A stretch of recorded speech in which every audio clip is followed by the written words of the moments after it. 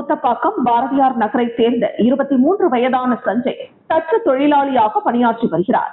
இவருக்கு இன்ஸ்டாகிராம் மூலம் புதுச்சேரி துத்திப்பட்டு பகுதியை சேர்ந்த 29 வயதான ஜெயக்குமார் என்பவருடன் பழக்கம் ஏற்பட்டது.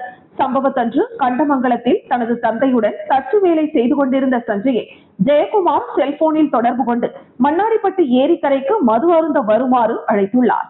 அதன்படி அங்கு சென்ற சஞ்சய், ஜெயக்குமார் மற்றும் அவரது நண்பரான உழவர்கரை விவேகானந்தர் வீதியை சேர்ந்த ஜெயபிரதாபன் ஆகியோருடன் மது அருந்தியுள்ளார். அப்போது ஏற்பட்ட வாக்குவாதத்தில் ஜெயக்குமார் மற்றும் ஜெயபிரதாபன் இருவரும் சேர்ந்து சஞ்சயை தாக்கியதுடன் அவர் அணிந்திருந்த சுமார் 70,000 ரூபாய் மதிப்புள்ள வெள்ளி சங்கிலி மற்றும் செல்போனை பறித்துக் கொண்டு தப்பி சென்றதாக கூறப்படுகிறது.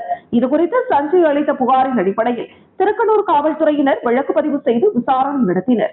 அதில் தொடர்புடைய ஜெயக்குமார் மற்றும் ஜெயபிரதாபன் ஆகிய இருவரையும் கைது செய்த காவல்துறையினர் அவர்களிடமிருந்து வெள்ளி சங்கிலி உட்பட பறிக்கப்பட்ட பொருட்களை மீட்டனர். பின்னர் இருவரும் நீதிமன்றத்தில் ஆஜர்படுத்தப்பட்டு காலாப்பட்டு மத்திய சிறையில் அடைக்கப்பட்டனர்.